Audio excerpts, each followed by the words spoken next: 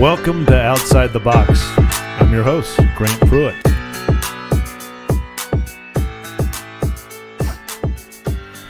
So we got a great show today, folks. Thanks for tuning in. Really excited about this one. Couple of things. Got a good friend of mine, Jason Putnam here. Tactical Fleet Services, right? Yep.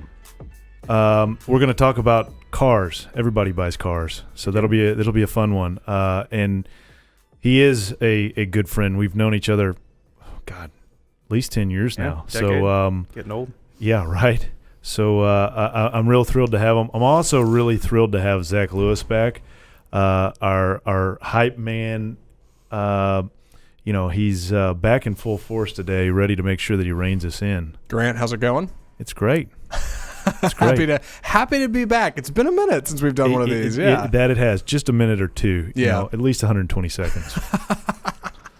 So, we like to talk about business and bring people that own businesses and start businesses together on this show. And it's always fun for us to interview entrepreneurs. And I'm really excited to be on the forefront of introducing your business, Tactical Fleet Services. Can you tell us a little bit about what it is, what you're doing, kind of how you got to this point? Sure. Wow. There's a lot there. It's you can break it up in phases. Okay. Part one. Started in the car business out of college, as you know. Decided to graduate in 2009 when the economy was really booming. It's a good year, I hear. Yeah. Great year for everything but making money. Started with Porsche, selling cars. Found out I was halfway decent at it. Since then, I've spent time with a couple other dealerships, most recently in actually Kentucky, running a dealer group up there. We had 12 stores in 6 states and 18 brands. And these are all new, they're used. Tell us a little bit about the business. Sure. Our business is specifically focused on pre-owned vehicles. No, historically speaking. Historically, both. So okay, both. So you had a brand that Sure. you were representing, selling new cars. Yep. Obviously, you had a used inventory as well. Absolutely. So everybody has this pizzazz with going to a new car dealership, or at least that's in their head until they show up to the dealership and then freak out before they actually walk in the door and get in their car and leave. Because it can be an intimidating thing. Absolutely. Going into a car dealership. Not that I've really ever been intimidated by anything, but that's okay. Tell us about the genesis for Tactical Fleet Services. So this idea was, I guess, born 3.5 years ago, right when I left the Dallas market to run the dealer group out of Kentucky. And my partner, Chris, and I were kicking the idea around of going out on our own and fixing all the things. Which doesn't happen a lot in the automotive industry these days. It doesn't, no. There's the barriers to entry, specifically cash, right, are huge. It's a lot like, with my business, I talk about how no one starts new businesses. Sure. There's a bunch of acquisition of smaller real estate companies by bigger groups, kind of like in the car business. Exactly. And nobody does anything new since, probably in the 1950s. Your industry may be even not quite as far along as real estate, which is hard to believe. Yeah, I mean, it's antiquated in a variety of areas. And what you're seeing, speaking to those barriers to entry, institutional money coming into the car business, especially in the last few years, AutoNation becoming a juggernaut, Berkshire Hathaway buying out Van Tile. So some really big, heavy hitters make it difficult or maybe intimidating for some to go out on their own. And that's not dissimilar from real estate, which you know. Right. So this new venture, first of all, let's talk about what it is. Okay. So in a nutshell, we are a Highline pre-owned auto dealer. So we don't have new cars. We're not married to a brand or a manufacturer, if you will, Ford, Chevy, Porsche, Ferrari, whatever. Our focus is on finding quality vehicles that are pre-owned, making very fair deals in terms of price, and turning them over in the marketplace. Where we've identified opportunities specifically in the car business is the client experience. Yes. So in the last few years, you see our entire really world is focused on immediate gratification. Same day delivery, Amazon, overnight, this, that, and the other thing. And so our business specifically has become very transactional. And so how do you differentiate yourself? How do you be different? And I think focusing on the client experience and making relationships so that I don't sell you one car and then never see you again. I sell you cars for the rest of your life. Right. So that's kind of our goal. It's the relational experience. Correct. So, I touched on it. It can be a very intimidating process to go buy a car, and I think anybody that goes and buys a car goes, man, that was a terrible experience. You have to go in there, you go haggle with the guy. I love the story. My father went to go buy a car, and they couldn't agree to terms. They'd been haggling over it, and he gets in his car to leave, and they run out and shut the gates. Nice. Of the dealership and said, no, you can't leave. We have to sell you this car. Right. And I think, it's generations ahead of you that have really soured the view. And, people have this idea that that's what's going to happen. Then you go in there, you end up with 6 different people that were all standing on the porch that want to help you look at a car. Ripping cigarettes and telling dirty jokes. Ripping cigarettes and telling dirty jokes. Right. And then they all, flock to you like moths to light. And then you finally, you get in there and it's like, well, I got to go talk to my manager. I'm not sure if price is going to work. For you today and today only, we can do this, but if you leave, you can't do that. Right. And there's just so much haggling, and then you have no idea if you got a good deal or a bad deal. And then once you finally decide that that's how you want to buy the car, it's, all right, let me introduce you to Joe. This is our finance guy. And you never ever see that guy ever again. Sure. And the only time you ever hear from him is the next time you show up to the dealership because he's one of the 6 guys that's out there ripping the cigarettes trying to come after you to sell you a car. Absolutely. I mean, the whole process is so antiquated and so backwards. You spend all your time, or you should spend all your time, building rapport with a person, finding out what they like about their car, making them feel comfortable, and then they get turned over to the guy in the back that's going to take all their money. It just doesn't make any sense. Right. So we're kind of rethinking that process. For starters, a little background on how dealerships work. You've got really 3 areas where they make money: service, parts, and sales. Right. And you would think those 3 towers, if you will, would all work together to help one another. They really don't. They're treated as individual profit centers. Parts is trying to make as much money from service, who's trying to make as much money from sales, etc. And our philosophy is very different. We're there to sell cars, as many cars as we can, for the best deal that we can for both parties. And so we don't have a traditional service department. We don't have a traditional finance department that is going to try to sell you a warranty you don't need. Right. If you want those items, or if it's of interest to you, certainly we can provide them. But we're not trying to milk every dollar out of you on each transaction. So how do you, because I want to touch on that. That's important. Sure. You go and you buy a car and it's like, well, let me show you these 75 different packages. Right. Scratch protection. And you're going, wait a second. There's no way you can protect this thing from scratches. No. If I go key this vehicle, it's going to be scratched. And then they sell you whatever and, all these different things. And they're like, are you sure you don't want the ridiculous, auto whatever treatment? Sure. And then you're going, no, I don't. And they're like, are you positive? Because everybody else has bought this and I'm not going to be able to have. How do you help people? How do you guide them? How do you help them sort through that stuff? How do they know what to get? Can you help them with that? Absolutely. I think the way that Chris and I look at our business and when we sell anyone anything, is it something I would buy? Right. Number one. Number two, you have to look at, in any business, through the lens of, okay, if they're selling it, they're clearly making money on it. Right? So is the guy across the table from me really worried about my seats getting Kool-Aid on it or my car getting scratched? No, he's worried about making $50 or $100 on each product to put in his pocket. Right. And so what we want to do is reduce the stress and the pain points and not sell anything that we don't believe in. Do I think extended warranties for someone that buys their car and holds it for 10 years have intrinsic value? Sure. Do I think the scratch protection really makes a whole lot of sense? No. Right. There's just certain products that are there and intended purely to make money. Whether the finance guy is going to tell you it's the best thing in the world or not, that's the reality of it. Right. So taking a bit of that greed out of the equation and focusing on making a fair deal, treating someone with respect and as if that, it's your mother sitting across the table from you so you can sell them more vehicles. How do you take that greed Sure. out of the equation?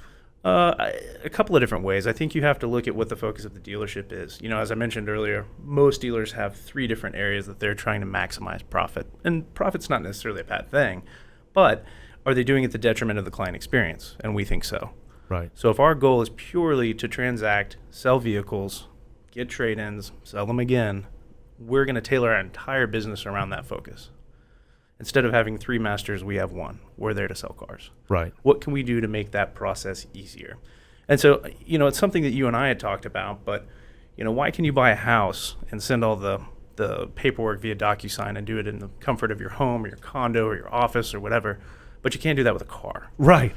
They got to print it out on the paper from the Right. 1960s with the holes that you got to tear off. Yeah, all that. And then they misprint it and it's not aligned, so they print it again. Every time. You got to listen to that noise. It makes you want to... It's a dot matrix Exactly. printer. That's exactly what it is. Yeah. Yeah. You guys remember? Yes, That's precisely what it is. So we took a step back and we said, look, part of it is that people have this fear of dealerships. So number one, our space is different. We've got some old school pinball machines in there. We've got a lounge. There's a bar that serves soda. Soda, because you're at a dealership. Yeah, exactly. There would never be any alcoholic beverages.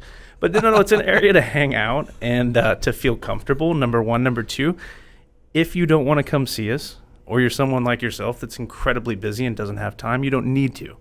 And so our whole process is different. You can conduct everything over the phone. At the time of your purchase, we'll send someone out. So you can do the financing, Sure. all the paperwork, everything over the phone. Over the phone and or the internet, whatever's easier for you. Well, I have the internet on my phone. There you go. So all of our apps, all of the paperwork is optimized for a digital platform. Okay. So the purchase process, if you stay with me for a sec, we send someone to your house. If you have a trade-in, they're going to look it over, make sure it is what you said it was, take a few photos, confirm the mileage. They're going to pull out of their backpack a tablet or a laptop and a wireless printer. And they're going to sit with you, and you'll have an iPad. You can sign everything digitally, or if you prefer paper copies, they'll print it out. You can sign all your paperwork. You swap keys. They'll spend time going over your vehicle, programming your garage, your gate, etc., and then they leave. So you've purchased a vehicle without ever leaving your home, condo, office, whatever, or going to a traditional dealership. That's amazing. Easy. It doesn't need to be hard. So let me ask you about the other most intimidating part. Okay. Haggling with this guy and figuring out whether or not I'm paying too much for a vehicle. Sure. You see that, I think, more predominantly with new vehicles because that particular product is not unique. So if you want a new... What do you mean by unique? If you want a new black 535i, there's 5 different BMW dealerships in the Metroplex that all have that exact same car. Got it. So it's a race to the bottom. Right. How little can I spend on this car? Right. Not taking into account that it would nice, maybe to have a relationship or someone to pick up and call when you need something. But that aside, it's a commodity at that point. Right. I think pre-owned vehicles, especially Highline vehicles, are very different. If we have a Basalt Black 911 Turbo Cab with 11,000 miles on it, that's a 2012, go find one somewhere else. But more importantly, you have the ability now with the internet to look at values of vehicles, and especially in the pre-owned marketplace, the market really dictates the price. So it's less about the cost of the vehicle and more about finding the right vehicle and one that you like. Where are these people tracking? I mean, have you thought about taking one of these sites that tracks what the values are and saying, here, look, this is what it is, and offering that as a service to the clients? Sure. So there's a couple of different services that do that. Kelley Blue Book is one. But I'm just wondering if maybe when they go buy the car, you say, hey, here it is. Have you thought about that? In terms of the value of their vehicle moving forward? Or No, at the time of purchase. That's an interesting thought. I mean, I don't know if maybe that's not a good... No. I mean, we definitely use buying tools and some kind of client-facing material because here's the problem. Or not the problem, it's the reality of the situation. 5 years ago, 10 years ago, when I started in this business, the average individual visited 3.8 dealerships before they made a purchase. Right. That number's down to 1.3. If You're they're kidding. on your lot, especially for pre-owned, that number's even lower. They're there to buy your car, unless it's a piece of junk, or you're a sleazeball, or they get there and it's a different color. So the amount of research done by the average consumer online pre-purchase now is right around 18 hours. They come in and they know more about the car than you do. They know 0 to 60 times. They know options. They know packages. And keep in mind, I'm a car guy and I know my stuff. They're educating you. Wow. Yeah. So I don't know if I know that about anything. fair enough, right? I don't think I've spent. I could tell you that about real estate, but Sure. there's no real speedometer on real estate. True. So good point. So these people come in, and as long as you don't get in the way and you provide a great experience, you're going to make a car deal. Period. Right. So it's changed. Now, what if they come to you and they say, so, okay, couple of things. Number one, how do you define Highline? I mean, is there a target? Is there stuff that y'all sell? Will you sell anything? Sure, we'll sell anything. Where we've identified an opportunity in the market, and when I say Highline, you're looking at your higher-end luxury exotics. So Porsches, Lamborghinis, Ferraris, Bentley, Rolls-Royce, certainly Mercedes, BMW, probably focused on the higher end of those vehicles. But, yeah, we'll certainly sell anything. So let's say we're going to make this really fun. Okay. One of these days I'll be successful enough to have an Aston Martin. Okay. But I don't. Don't know if I ever will. Someday. Right, someday. So in the year 2000. That's right. That in a while. Thanks, Conan. Yeah. That's what you need. You need one of those lights. That's how I you should need start the one of show those out. lights with the little bulb necklace that he Right. had with the light shining up. In the year 2000. Grant Malone and Aston Martin. Love Nope. Didn't happen then. Yeah. Hadn't happened yet. 2030. All right. So let's say, and I like I said, I don't know much about those, but let's say I went to you and I said, "Hey, look, I want what's a good Aston Martin?" I only know it because of James Bond. Let's All right. be real. Well, Does anyone know that car other than because of James Bond? No. If I had $1 for every guy that traded one in because he loved James Bond, I mean that's a thing. Okay, so there you go. That's me. All right. So whatever he drives in whatever movie, name one. DB9, Great. DB9 and great because they're always great, right? pretty much. Okay. So if I came to you and said, "Hey, look, I want a DB9 that's in gray," how does that work? Do you order that? Do you get that? Is it whatever your inventory is? Sure. Ideally, we have it, right? You saw it on our website, and that's why you're calling. Right. But if you're a friend, But I guess what I'm going to is the relationship aspect. absolutely. All right. So I found one on your website. Let's say I started with a Mercedes. Okay. All right. And I bought the Mercedes, and I had a great experience. I loved it. Sure. And I called you and said, "Jason, thank you so much for this Mercedes, but I've had it for can you help advise them as to how long they should hold the car?" Yeah, absolutely. All right. So I held it for what? A year, 2 years, 5 years, 10 Sure. years, 2 whatever. years. 2 years. I held the car for 2 years.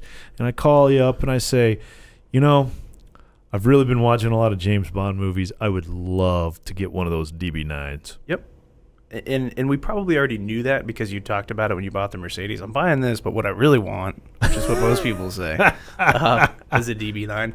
So we have a tool called My Garage where users can go in, clients, and input dream cars. Hey, if you ever get a yellow F488 Spider with black interior and yellow piping, call me. If we get one, or we can look through what we call our wish list on the other side, the dealer side, we can keep an eye open for that kind of inventory. To take it a step further, what we typically do is try to understand the profile of our client. Do you buy and hold, which is fine? Do you drive it until the wheels fall off? Or are you a guy that really wants to trade every 6 months to a year? Okay. Or maybe it's 18 months, or maybe it's 24 months. And if we know that, we can kind of keep an eye or a pulse on what you're driving. Hey, Grant, that SL63 you got, market shifting, new models coming out, time to trade it. Okay. I know it's a third car for you, fourth car, daily driver, whatever. We have an idea of what your garage, if you will, looks like. And so we can keep a pulse on that. It's something that a lot of dealers don't do. No kidding. Like nobody? None of them do. Sure. Let's start with, do you know how many cars I've been upside down in that I've bought? All of them. Sure. All of them. Negative equity is still equity. It's just the wrong Yeah, direction. right. The wrong way. My cars just keep getting more expensive with each one that I buy. Yep. I had a client said that, I'm so flipped, I need to put a helmet on and hit something really hard. And I said, well, I wouldn't advise that, but you do have gap insurance, so whatever happens, happens.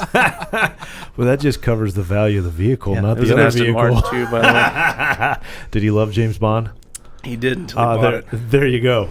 So, but that's a great example. So, you hold on to these cars because you have no idea what to do with it. And you're like, man, I'm just so close to paying this off. Or, I just don't want to spend the money to buy another car. Right. And then you're ultimately just out there in the wilderness by yourself and have no idea what you should do. Yeah, and I think there's an ability there for a sales consultant to actually consult instead of being... Wait, hold on. You're telling me that you're going to have a sales consultant that consults? Sure. Because I have never had one. Well, that's how Chris and I kind of made our way in the car business. Listen and take notes and follow up. I love it. Yeah, it's a novel idea. But no, everyone now is an order taker. It's a transaction, right? Which is what I mentioned earlier. But if you have somebody that has your best interest in mind and understands what your goals are, as we do, it's not that difficult because we're living, breathing, eating, sleeping these cars every day. Not to mention, if we know that you really want an Aston Martin, we've also got a guy who isn't at the Aston Martin phase, but he really wants your Mercedes. Right. And so it benefits us to put a car deal together for you to get that Aston because your trade-in is already sold to the next guy. And that's where that gets really fun for us. Okay. So by kind of keeping a pulse on what your garage looks like and you telling me all the cars that you own, you might get a wild, call from me one day. Hey, that old Jag that your dad had that he gave you that you never drive? Yeah, it's just sitting here. I pay insurance on it. I got a guy that wants it. That's how we create car deals. I love it. I love it. Trying to bring the client to you. And I'm sure you do that in real estate, right? Oh, sure. We're always trying to fit stuff together and well, we're working with you. Yeah. Hopefully we're consulting and not just pushing some product because I say the same thing about real estate. I want to do your deal for the life of your company. Sure. I hope that you sell your business, but until that point in time, I'm able to do business with you. And quite frankly, I'd like to do business with the next guys that buy it. But yeah, well, and it's just like you're not waiting until a lease expiration to call the client and go, hey, what you want to do? Right. 18 months out, you're saying, hey, we need to do something. And I think dealerships have gotten so fat and happy. Right. If you want a Porsche or a Mercedes, you're going to one of two places in town, and when you need one, you'll go in there, and they're just kind of waiting, and that's okay.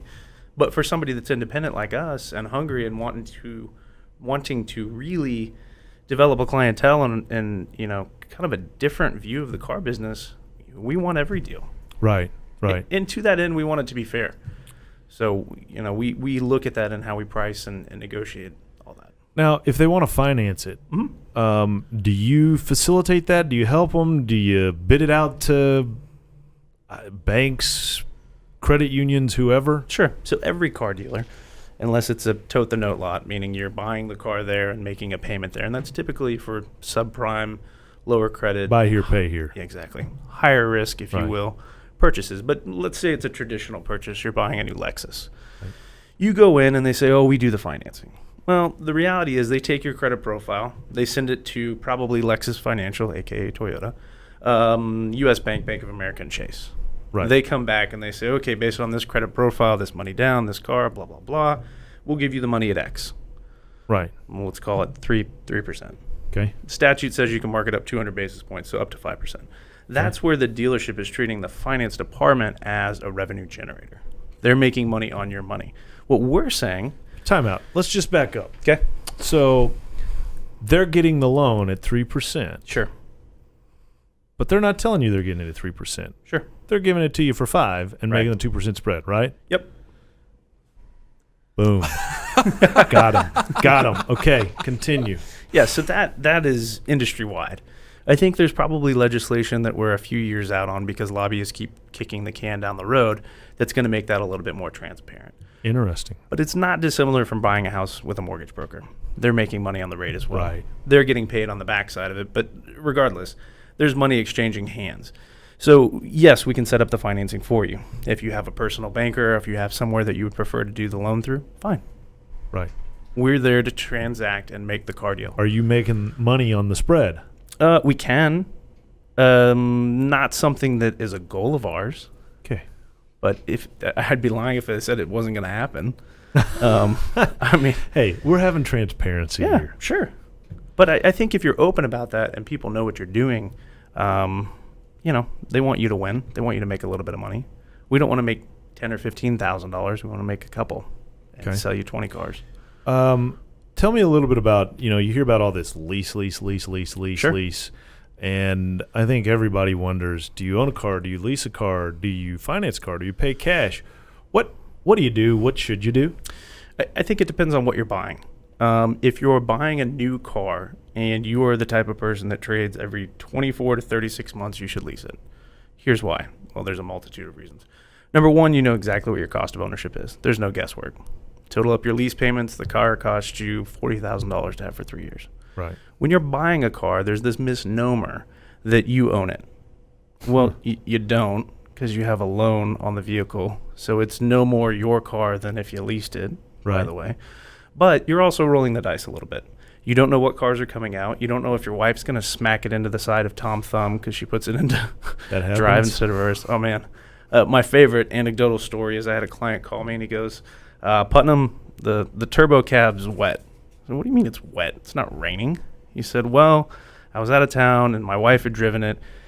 Started raining. She didn't know how to put the top up. So I came back to find our pool umbrella in the car with about 6 inches of water. So anyway. Excuse me? Yeah.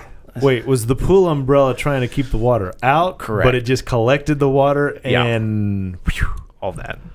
Oh, God. So, anyway. That is awful. I got. Oh, man. I mean, their 5-car garage had 2 open spots. I don't know why those weren't utilized. But anyway, so things happen. My point being, when you buy the car, you really roll the dice. It's a depreciating asset. So, a lot of people, especially in the finance industry, say, lease things that depreciate and invest in things that appreciate. Okay.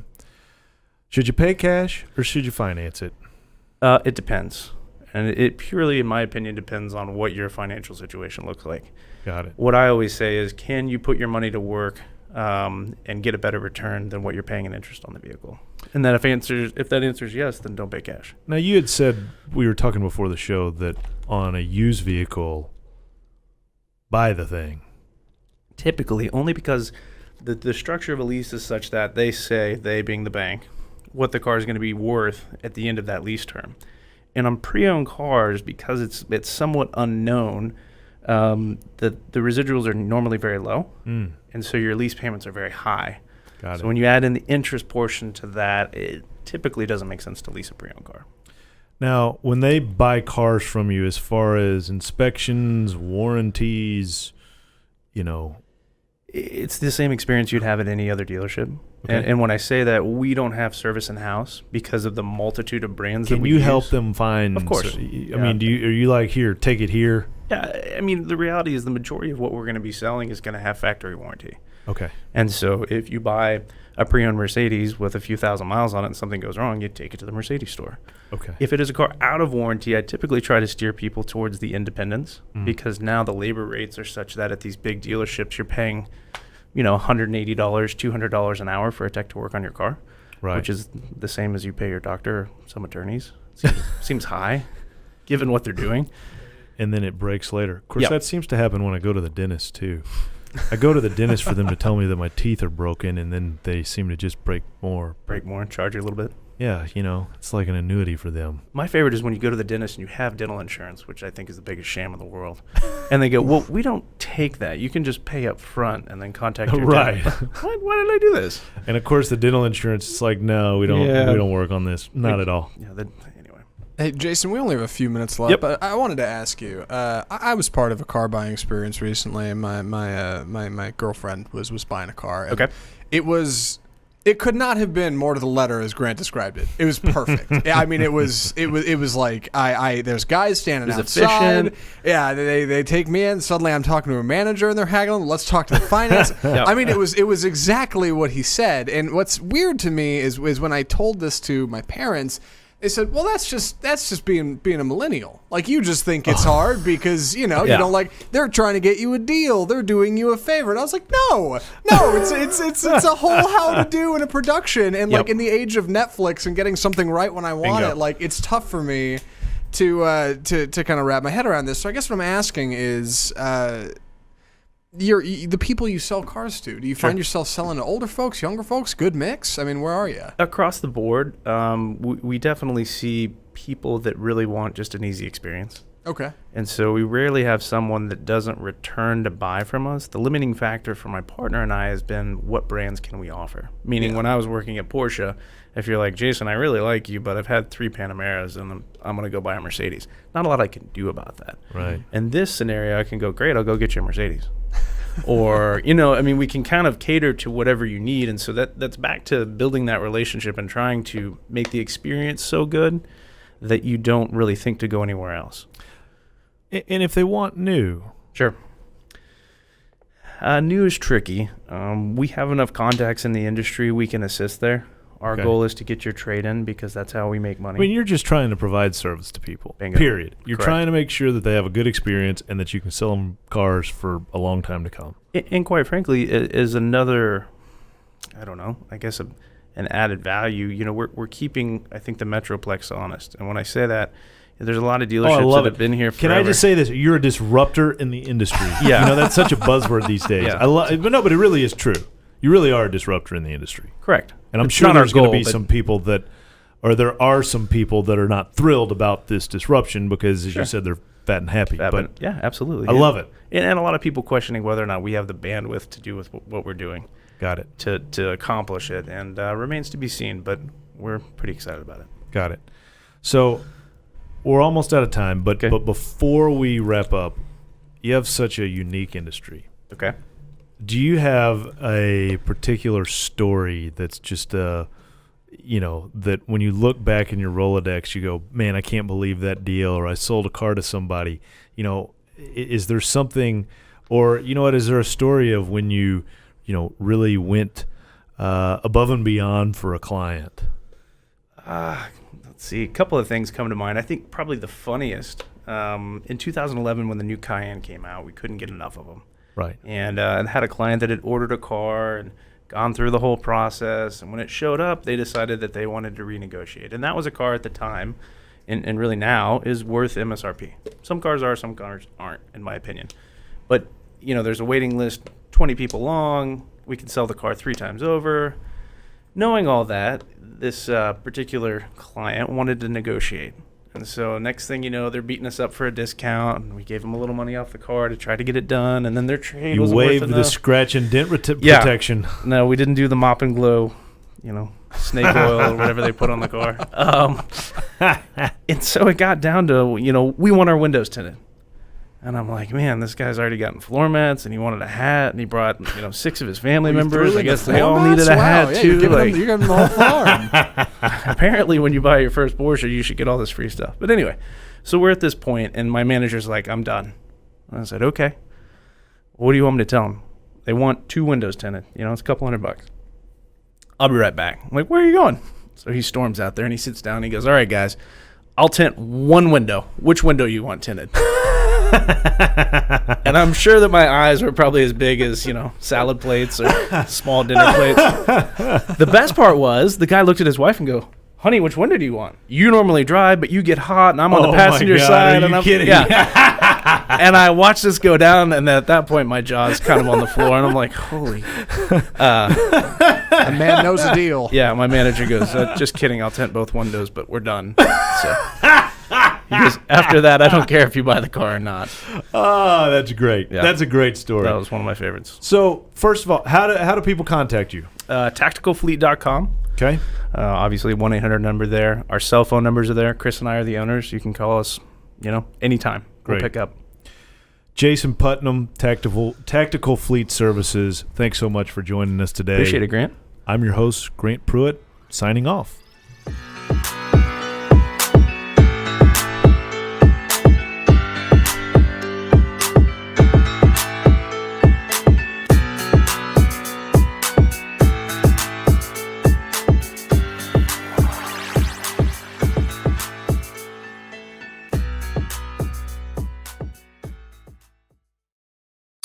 You're listening to RNCN, the digital destination for premium talk radio.